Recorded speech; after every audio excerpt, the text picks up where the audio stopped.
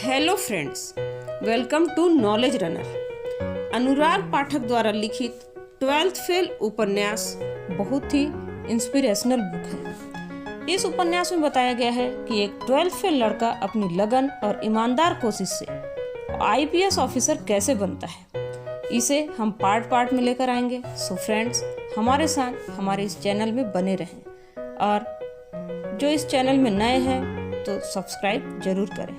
So let's start the audiobook of 12th fail। मार्च की एक सुबह थी। घर की छत पर सो रहे मनोज के चेहरे पर धूप पड़ने लगी थी। कुछ देर करवट बदलने के बाद वह उठकर बैठ गया। उसने देखा कि उसका दोस्त विष्णु अपनी छत पर गणित के सवाल हल कर रहा था। गणित के सवाल तो मनोज को भी हल करने चाहिए क्योंकि आज 12th का पहला पेपर गणित का ही है, लेकिन उसे सवाल बिल्कुल भी समझ में नहीं आते थे। फिर भी उसने पास पड़ी गणित की किताब उठाई और पढ़ने की कोशिश करने लगा। मनोज अपनी तारीफ से बहुत उत्साहित होता है, इसलिए जब उसने देखा कि उसके घर के सामने के कुएं पर मोहल्ले की महिलाएं पानी भर रही है तो उन्हें प्रभावित करने के लिए वह छत पर टहलते हुए गणित के सवाल ऊंची आवाज़ में पढ़ने लगा। महिलाओं तक उसकी आवाज़ पहुँच गई। एक महिला उसकी तरफ इशारा करते हुए बोली, मारो मोड़ा तो बिल्कुल ना पढ़त, एक मनोज है, रात भर छत पर लालटेन से पढ़त रहतो। अपनी तारीफ सुनकर उसका उद्देश्य पूरा हुआ। उसने व्यर्थ में हाथ में पकड़ी किताब किनारे रखकर गुलशन नंदा का उपन्यास जलती चट्टान खोल लिया। रात को 1 बजे तक लालटेन की रोशनी में पढ़ने के बाद भी उसके क्लाइमेक्स के कुछ पेज रह गए थे। उसने 10 मिनट में उपन्यास पूरा कर लिया और बाहर कुएं पर आ गया। महिलाएं अभी भी पानी भर रही थी। एक बुजुर्ग महिला को कुएं से पानी खींचने में कष्ट हो रहा था। मनोज ने उसका कष्ट देखकर उसकी बाल्टी भर दी। पुरस्कार में उस महिला का आशीर्वाद प्राप्त हुआ। लल्ला, तू फर्स्ट से पास होएगो। तब तक उसके सहपाठी विष्णु के पिता पंडित कालीचरण जी आ गए। गांव के स्कूल में कक्षा 8वीं तक पढ़ाने वाले पंडित कालीचरण मनोज और उसकी योग्यता को अच्छे से जानते थे। उसे देखते ही वह बोल पड़े, परीक्षा की तैयारी कैसी है मनोज? गणित में पास होना मजाक नहीं है बेटा। फिर पंडित जी ने अपने बेटे विष्णु की तारीफ करना शुरू किया। मैंने तो विष्णु से कह दिया है कि फर्स्ट डिवीजन से पास नहीं हुआ तो मैं उसकी पढ़ाई बंद करा दूंगा। पर मैं जानता हूँ विष्णु गणित में होशियार है, उसके मन में पढ़ने की लगन है। मनोज इस सच्चाई को नकार नहीं सका। उसने पंडित जी की मदद के उद्देश्य से उनके हाथ से पानी की बाल्टी ले ली और उनके साथ साथ चलते हुए उनके बेटे की तारीफ की। ताऊ, विष्णु जैसा होशियार लड़का तो पूरे जिले में नहीं है। मुझे तो पूरा भरोसा है कि वो इस जिले में फर्स्ट आएगा। यह कहते हुए मनोज की आंखों के सामने उसके पिता की धुंधली छवि आई और फिर अचानक विलीन हो गई। हल्की टीस उदासी के रंग में उसके चेहरे पर दिखाई दी। मुरैना जिला मुख्यालय से 30 किलोमीटर दूर जौरा तहसील से सटे बिलग्राम में दिन की शुरुआत हो चुकी थी। सामान्य सा यह दिन नया सिर्फ इस बात में था कि आज गांव के कुछ लड़के लड़कियां 12th का पहला पेपर देने जा रहे थे। मनोज जब पंडित जी को उनके घर छोड़कर वापस आया तो उसकी माँ दरवाजे पर 2 महिलाओं के साथ बातचीत में मग्न थी। मनोज द्वारा बुलाए जाने पर माँ ने कह दिया, रुक जा, आती हूँ। परीक्षा का समय हो रहा था, इसलिए मनोज तैयार होकर परीक्षा देने के लिए निकल गया। बेटे को जाते देख माँ देहरी पर बैठे बैठे चिंतित होकर बोली, रुक जा मोड़ा, रजनी ने रोटी ना बनाई का? खाली पेट पेपर देवे मत जा। माँ ने रोटी बनाने का काम 15 साल की बेटी रजनी को सौंप दिया था और खुद को चर्चाओं में व्यस्त कर लिया था। लेकिन मनोज की भूख प्यास तो आज बिल्कुल मर ही चुकी थी। मनोज ने माँ की चिंता को अनसुना कर दिया और गणित की गाइड हाथ में लिए बिना कुछ कहे आगे बढ़ गया। यह गांव तहसील को जिले से जोड़ने वाली सड़क के किनारे बसा था, इसलिए आवागमन की सुविधा की दृष्टि से भाग्यशाली था। हर 10 मिनट में मुरैना से जौरा और जौरा से मुरैना आने जाने वाली बसें इस गांव से गुजरती थी। सुबह के 9 बजे बिलग्राम की पुलिया पर सवारियों की भीड़ बढ़ने लगी। मनोज पुलिया के पास बने मंदिर में हनुमान जी की मूर्ति के सामने जाकर बुदबुदाया, हे हनुमान जी, गणित में बेड़ा पार लगा देना, तुम्हारा ही सहारा है।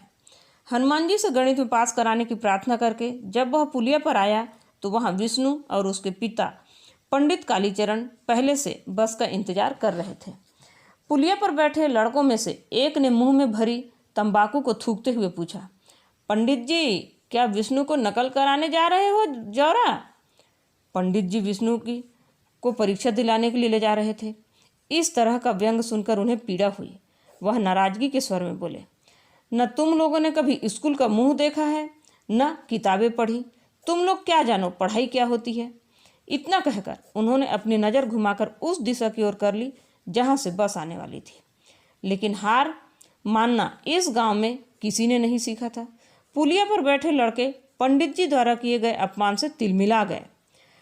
पढ़ के न थानेदार कोई होत है, मास्टर बन के ऐसे ही स्कूल में गिनती पहाड़े बुलावेंगे। उनमें से एक लड़के ने सड़क के पार बने स्कूल की तरफ इशारा करते हुए कहा। मनोज ने देखा कि माहौल बिगड़ रहा है तो उसने लड़कों से कहा, मास्टरी तो बड़ी नौकरी है, मेरी लग जाए तो मज़ा ही आ जाए, पर उसके लिए 12th पास करना तो ज़रूरी है। तुम कैसे करोगे मनोज? सुना है इस साल एसडीएम नकल नहीं होने देगा। पुलिया पर बैठे दूसरे लड़के ने मनोज को नई जानकारी दी।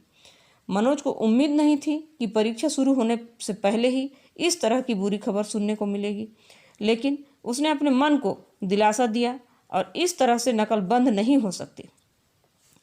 पिछले कई सालों से विद्यासागर उच्चतर माध्यमिक विद्यालय जौरा में नकल होती आई है। इसी नकल के भरोसे तो उसे 12th पास करने की उम्मीद थी। उसने अपनी 10वीं की परीक्षा भी नकल से ही पास की थी। तभी धड़ धड़ करता हुआ एक टेम्पो पुलिया पर आकर रुक गया। टेम्पो की आवाज़ सुनकर मनोज अपने विचारों से बाहर आया। मनोज का दोस्त बल्ले टेम्पो चला रहा था। मनोज विष्णु और पंडित कालीचरण के साथ टेम्पो में बैठ गया। टेम्पो के पीछे बालाजी बस सर्विस की 52 सीटर बस भी पुलिया पर आकर रुक गई। बस में लगभग 70 सवारियां भरी हुई थी। फिर भी उसके 20 साल के दुबले पतले कंडक्टर को बल्ले का 3 सवारियां अपने टेम्पो में बैठाना अखर गया। कंडक्टर ने बल्ले से दबंग और धमकी भरी आवाज़ में कहा, क्यों रे, कितनी सवारी बिठाएगो रे? 3 सवारी एक्स्ट्रा बिठाए ली है, उतार बे, मेरी सवारी है। पिछले कुछ महीनों से इस सड़क पर 3-4 टेम्पो चलने लगे थे। बस ऑपरेटरों को इस बढ़ती प्रतियोगिता से आर्थिक नुकसान हो रहा था, इसलिए बस और टेम्पो के संघर्ष बढ़ने लगे थे। तू एक काम कर, ये मेरो गांव है, बस न चलने पावेगी तेरी। बल्ले अपने गांव में शेर बन गया था। लेकिन बालाजी बस का मालिक धन और राजनीति से ताकतवर था। आरटीओ और थानेदार आर्थिक लाभ के बदले उसे संरक्षण दे रहे थे, इसलिए उसका स्टाफ सीमा से अधिक सवारी ढोना अपना विशेष अधिकार समझते थे। विवाद बढ़ता देख गांव के कुछ लोग टेम्पो के पास आ गए। गांव में एकता दिखाने का अच्छा मौका था यह। दुश्मन का पलड़ा भारी होता देख बस में बैठे ड्राइवर ने कंडक्टर को वापस बुला लिया। अधेड़ उम्र के ड्राइवर ने अपने अनुभव से यही सीखा था कि जब किसी गांव में अकेले घिर जाओ तो वहां से भाग लेना ही सही रणनीति है। बाद में अपने इलाके में इस संघर्ष को घसीट कर लाने की कोशिश करनी चाहिए। कंडक्टर भुनभुनाता हुआ वापस बस में चला गया, लेकिन वह बस के गेट से लटकते हुए बल्ले को भविष्य की चेतावनी देते हुए चिल्लाया, जा, सड़क पे टेम्पो चलावो, भुला देंगे, होश में रहियो। बल्ले भी कम नहीं था। उसने इस चेतावनी का जवाब ऊंची आवाज में दिया, गांव में से बस ना निकाल पावेगो, ध्यान रखियो। इतना कहकर बल्ले ने टेम्पो का गियर डाला और टेम्पो धड़ धड़ करता जौरा की ओर बढ़ गया। स्कूल के गेट के पास टेम्पो से उतरकर मनोज और विष्णु स्कूल चले गए और पंडित कालीचरण अपने बेटे को सुरक्षित स्कूल पहुंचाकर अपने किसी रिश्तेदार के घर की ओर रवाना हो गए। स्कूल के संचालक नरेंद्र सिंह ने बहुत मेहनत के बाद 12th बोर्ड की परीक्षा का सेंटर अपने स्कूल में कराया था। अपने स्कूल में सेंटर होने से वह खुलेआम नकल कराने का वादा विद्यार्थियों से कर चुके थे। गणित, अंग्रेजी और साइंस के पेपर में इसी एरिया के अधिकांश विद्यार्थी अपने बलबूते पर पास नहीं हो पाते थे, इसलिए नकल से पास होने की उम्मीद में स्कूल में विद्यार्थियों की संख्या क्षमता से अधिक बढ़ गई थी। विद्यार्थियों के झुंड भय, आश्चर्य और आनंद से मिले जुले भाव के साथ स्कूल में प्रवेश कर रहे थे। संचालक नरेंद्र सिंह अपने कमरे की खिड़की से आशीर्वाद भरी नज़रों से इन झुंडों को देख रहे थे। आज नकल कराने का जिम्मा गणित के शिक्षक दुबे जी पर था। नकल कराने के लिए प्रत्येक क्लास में जाना उनके लिए असुविधा का काम था, इसलिए स्कूल के मैदान में टेंट लगाकर नीचे टाट पट्टियाँ बिछाई गई थी, जिस पर परीक्षार्थी बैठ गए थे। घंटी बज गई, पेपर बट गए। पेपर को एक दो बार अनजानी निगाहों से देखने के बाद मनोज ने पेपर जमीन पर रख दिया और गणित के सर दुबे जी का इंतजार करने लगा। दुबे जी ऑफिस में बैठकर प्रश्न पत्र हल कर रहे थे। एक प्रश्न हल करने के बाद उसे ब्लैक बोर्ड पर उतरवाना, फिर दूसरे उत्तर की सप्लाई करना मेहनत और योग्यता का काम था। अभी दुबे सर द्वारा दिया गया पहला उत्तर ब्लैक बोर्ड पर उतारा ही जा रहा था कि स्कूल के बाहर हलचल हुई। एक सफ़ेद रंग की पीली बत्ती लगी बोलेरो स्कूल के कंपाउंड में आकर रुक गई। पुलिस की वर्दी में 5 सिपाही सीधे परीक्षा वाले मैदान में पहुंच गए। पुलिस को देखकर दुबे सर पहले तो हड़बड़ाए, फिर उन्हें लगा कि यह तो औपचारिक चेकिंग है जो हर साल पहले पेपर के दिन शासन द्वारा की जाती है, इससे क्या घबराना। पर जब पुलिस के सिपाहियों ने उनकी उम्मीद के विपरीत लड़कों से गाइड, नकल की पर्चियाँ आदि लेकर एक बोरे में भरना शुरू कर दिया तो उन्हें यह समझते देर नहीं लगी कि मामला गंभीर है। उन्होंने घबराहट में बीड़ी सुलगा ली और ब्लैक बोर्ड डस्टर से साफ करके भागते हुए स्कूल संचालक नरेंद्र सिंह के पीछे जाकर खड़े हो गए। सभी विद्यार्थियों को भरोसा था कि 10 मिनट की कवायद के बाद पुलिस चली जाएगी, उसके बाद उत्तरों की सप्लाई फिर से शुरू हो जाएगी। इसी भरोसे पर विद्यार्थियों ने धैर्य बनाए रखा, लेकिन 10 मिनट बीत गए और मामला सेटल नहीं हुआ तो विद्यार्थियों की बेचैनी बढ़ने लगी। उनके ऊपर फेल होने का खतरा मंडराने लगा। आज के इस रंगमंच के केंद्र में खड़े एक युवक की ओर इशारा करते हुए एक लड़का बोला, ये तो एसडीएम दुष्यंत सिंह हैं। दुष्यंत सिंह ने नरेंद्र सिंह से कहा, आपको शर्म आनी चाहिए, आप खुलेआम नकल करा रहे हैं। घबराए हुए लड़के और अधिक घबरा गए। एक सरकारी अधिकारी की ताकत देख मनोज को आश्चर्य हो रहा था। एसडीएम का रौब रुतबा का गजब का था। हमेशा अपनी दबंगई में रहने वाला जौरा थाने का थानेदार कुशवाहा भी अपने से आधी उम्र के एसडीएम के सामने हाथ बांधे खड़ा था। नकल के इंतजार में बैठे लड़के एसडीएम को कोस रहे थे। नरेंद्र सिंह को समझ में नहीं आ रहा था कि उनकी नकल की जमी जमाई सेटिंग एसडीएम ने कैसे बिगाड़ दी। नरेंद्र सिंह ने स्कूली शिक्षा के ज्वाइंट डायरेक्टर को फ़ोन लगाकर एसडीएम की करतूत कह सुनाई। ज्वाइंट डायरेक्टर एसडीएम की कार्यप्रणाली से परिचित था। उसने कहा, दुष्यंत सिंह का कोई इलाज नहीं है। ऐसे अधिकारी ही होते हैं जिन्हें जमी जमाई व्यवस्था को उजाड़ने में मजा आता है। जौरा के बुरे दिन आ गए हैं। मैदान उजड़ गया, विद्यार्थी चले गए, कॉपियाँ खाली छूट गई, पर जुझारू मनोज ने अपनी कॉपी खाली नहीं छोड़ी। उसने सुना था कि कॉपी भरने से भी पास हुआ जा सकता है, इसलिए उसने पेपर में पूछे गए सवालों को ही उत्तर पुस्तिका में बार बार लिखकर उसे भर दिया। वह प्रश्नों के बीच बीच में इति सिद्धम लिखता जा रहा था, जिससे यदि चेकर चाहे तो वह इति सिद्धम मात्र पढ़कर सवाल को सही मान सकता है। अंत में उसने चेकर से निवेदन किया कि उसकी दादी का स्वास्थ्य खराब होने के कारण वह ठीक से पढ़ाई नहीं कर सका था, इसलिए यदि उसे पास कर दिया जाए तो वह हमेशा उनका एहसान मानेगा। मनोज की परीक्षा का रिजल्ट अभी आया नहीं था। एक सुबह बल्ले के घर के दरवाजे पर गांव में क्रिकेट खेलने वाले लड़के जमा हो गए। मनोज भी इस टीम का अच्छा खिलाड़ी माना जाता था। वह शॉट मारने के लिए नहीं बल्कि बॉल को रोकने के लिए माहिर था। जब टीम जल्दी जल्दी आउट होती थी तब वह क्रीज पर जाकर विकेट गिरने से रोक सकता था। बल्ले ने लड़कों से कहा, आज जौरा में टूर्नामेंट है, 100 रुपये एंट्री फीस है, 10 रुपये की बॉल आएगी, इसलिए सबको 10-10 रुपये देने हैं। मनोज जानता था कि उसके लिए 10 रुपये जुटाना इतना आसान नहीं है। 7 महीने पहले अक्टूबर में पापा डिंडौरी से आए थे, तब माँ को 10,000 रुपये देकर चले गए थे। 7 महीने में सब पैसे खर्च हो गए। तब से न पापा आए न ही उन्होंने तनख्वाह भेजी। मम्मी अब उधार मांगकर घर चला रही है। इसी भरोसे पर घर चल रहा है कि पापा के आने के बाद सब ठीक हो जाएगा। क्रिकेट की मीटिंग में अचानक मनोज के सामने उसके घर की दीनहीन और जर्जर दशा का दृश्य आ गया। घर में घुसने से पहले उसने देखा कि मम्मी पड़ोस की ताई से उनके दरवाजे पर बात कर रही है।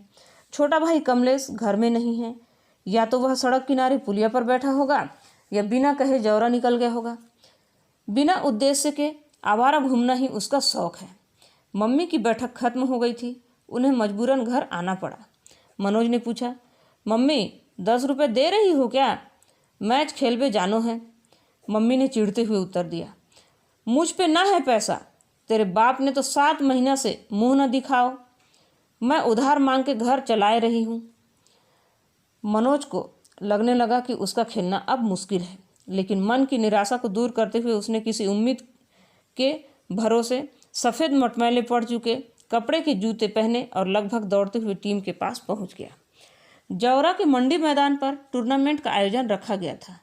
टीम के बैठने और कमेंट्री के लिए एक टेंट लगा दिया गया था, जिसमें 50 प्लास्टिक की कुर्सियां डाल दी गई थी।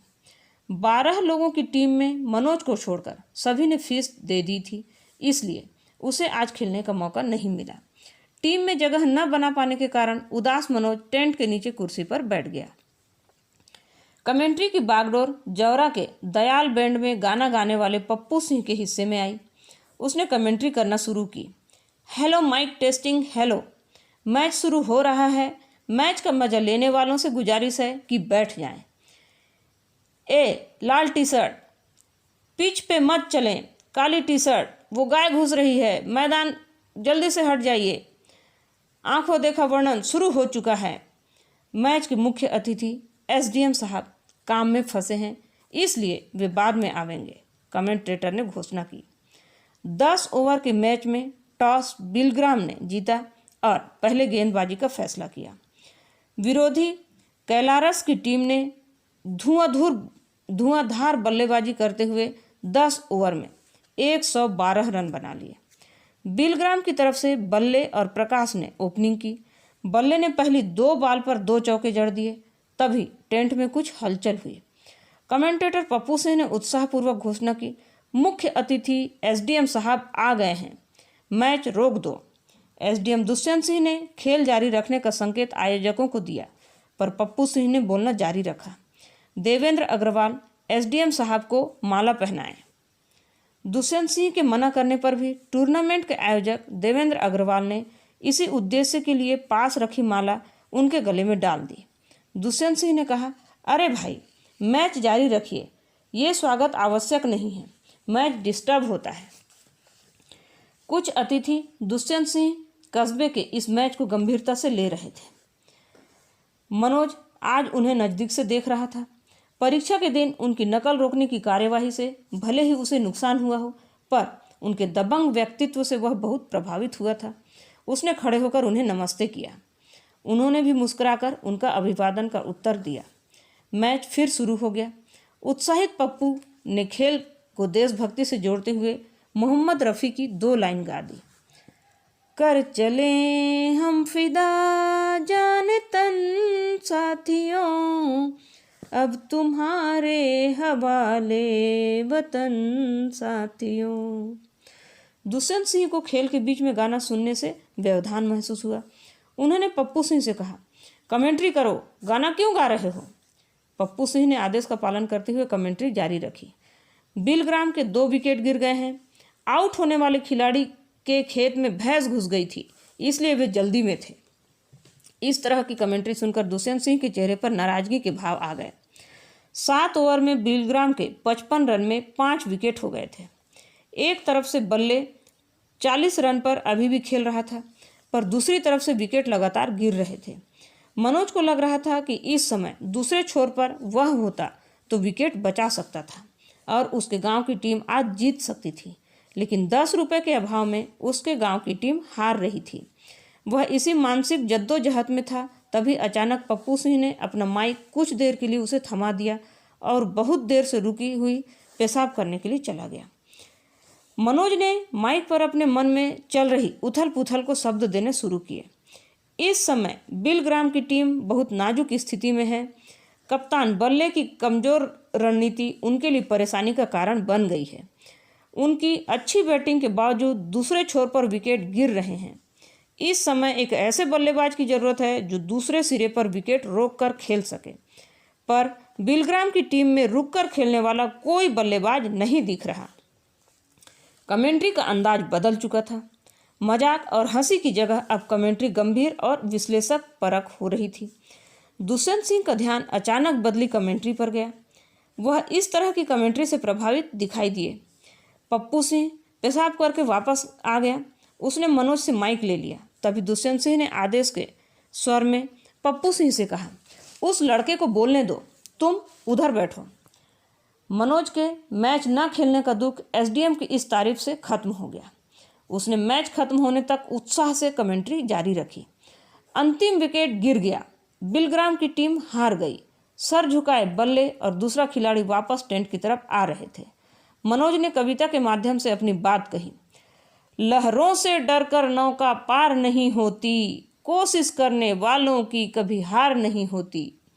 बल्ले ने अपनी टीम को अकेले जिताने की भरपूर कोशिश की, इसलिए आज का मैच बल्ले के अकेले संघर्ष के लिए याद किया जाएगा। हार के बावजूद बल्ले के लिए ताली बजनी चाहिए। मनोज की कमेंट्री के कारण सभी लोग बिलग्राम की हार को भूलकर बल्ले की बैटिंग पर ताली बजाने लगे। उसने अपनी कमेंट्री से अपने गांव का सम्मान जौरा से बचा लिया। दोनों टीमों को प्रमाण पत्र बांटने के बाद एसडीएम ने मनोज से कहा, तुम अच्छा बोलते हो, शाबाश। क्या नाम है तुम्हारा? उसने जवाब दिया, मनोज कुमार शर्मा। बिलग्राम की टीम बल्ले के टेम्पो में बैठकर वापस अपने गांव की ओर चल दी। अपनी तारीफ के लिए हमेशा लालायित रहने वाले मनोज की दुष्यंत सिंह ने आज भरपूर तारीफ की थी। एक दीवानापन सा उसके दिल पर छा गया था। दोस्तों, क्या एसडीएम दुष्यंत सिंह की तारीफ मनोज के जीवन में नया बदलाव लाएगी? क्या मनोज दुष्यंत सिंह से दोबारा मिल पाएगा? क्या मनोज 12th की परीक्षा में पास हो पाएगा? इन सभी सवालों के जवाब जानेंगे नेक्स्ट पार्ट में। सो फ्रेंड्स, हमारे साथ बने रहें वीडियो में और देखते हैं आगे क्या होता है।